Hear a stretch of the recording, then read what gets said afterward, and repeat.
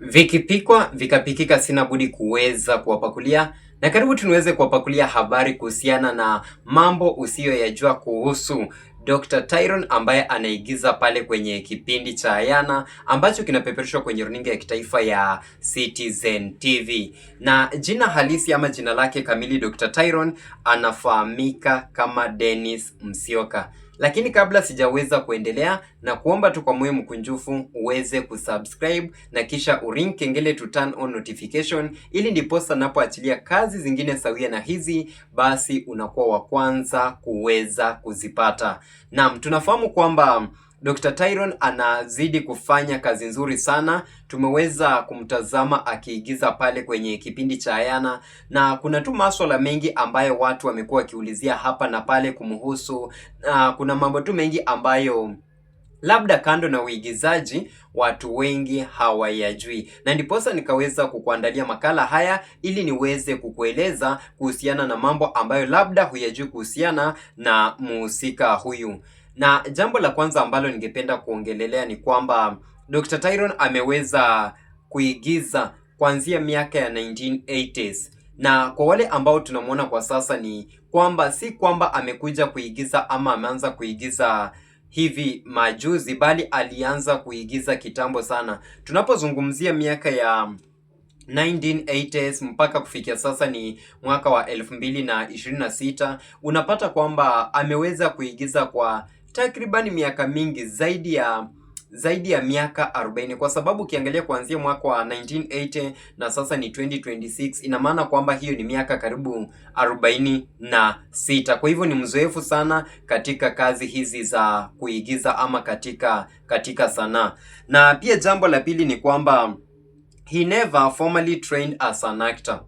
Yeye ni mwigizaji lakini hakusomea ama hakuweza kutrain kama mwigizaji, na kwa hivyo yeye ameweza kupata tu hizi skills kupitia practical sessions ambazo amekuwa akifanya na experience tu pale kutafuta nafasi ya kuigiza. Unaweza kuigiza na kisha unaweza kubobea na unaweza kuimarika. Kwa hivyo yeye hakuweza kusomea uigizaji.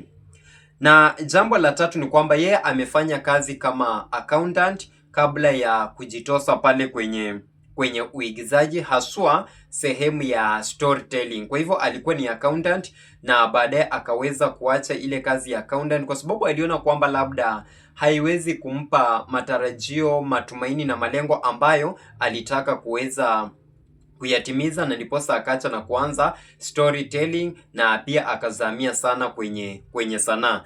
Na pia point ya 4 kuhusiana na Dennis Musyoka ambaye wengi wanamjua kama Dr. Tyron ni kwamba he is also a television writer. Na tunapozungumzia television writer, utapata kwamba ana uzoefu katika maswala na televisheni, na pia ameweza kuandika vipindi pale kwenye televisheni. Na baadhi tu ya vipindi ambavyo ameandika ni pamoja na Mashtaka, wale tunajua Mashtaka, na pia kipindi cha Zora ama telenovela ya Zora ambayo ilikuwa inapeperushwa bado pale kwenye runinga ya Citizen. Na napotaja Zora na najua kwamba watu wengi mnafahamu kipindi hiki. Kwa hivyo yeye pia ni writer wa pale kwenye televisheni. Alafu pia jambo lingine kumhusu ni kwamba his deep voice has become one of his trademarks. Tunapozungumzia trademark ni kwamba labda kitu ambacho kimekufanya ukajulikana sana ama watu wanaweza kukutambua nacho, na tunaambiwa kwamba Dr. Tyron sauti yake ile nzito, ile deep voice yake imekuwa ni kama trademark yake. Watu wanamtambua sana na hiyo sauti, na unapata hata zile roles ambazo anapewa kuigiza utapata kwamba zinaendana na sauti yake, na kwa hivyo wanasema kwamba sauti yake imekuwa ni kama trademark. Na pia jambo lingine kumhusu ni kwamba mafans wengi wamemrecognize kutokana na kipindi cha Maria ambacho kilikuwa bado kinapeperushwa kwenye runinga ya Citizen. Na Maria ni baadhi tu ya vipindi ambavyo vilifanya vyema zaidi pale kwenye runinga hii, na watu wengi walianza kufuatilia sana, ikawa watu wanajua tu ifikapo muda ama mida ya saa 1:30 usiku watu wanajua kwamba kuna kipindi cha Maria, na vingine vikaweza kufuata pia kama Zora, kama pia Becky, na mpaka wa sasa tuko na kipindi cha Ayana. Kwa hivyo watu wengi sana waliweza kumfahamu kwa sababu alikuwa anaigiza kwenye telenovela hiyo ya Maria kama William Hauser. Na pia kuna point nyingine ambayo ningependa kuzungumzia ni kwamba he is known for portraying strong father and mentor figures. Roles zake mingi yeye anaigiza kama baba, na ni roles ambazo ameweza kuzifanya vizuri sana, na wakati ambapo anapewa nafasi zile unapata kwamba anaweza kuigiza vyema kabisa, anaweza kutoa zile hisia kama mzazi, na unadhani kwamba hata si uigizaji, unadhani kwamba ni real life pale wakati unaangalia kwenye skrini zetu, na ameweza kufanya hii kazi. Na pia kama mentor figures, yule ambaye anaweza kupeana maono, kutoa wosia fulani kuhusiana na masuala tofauti tofauti ambayo labda yanakumba jamii.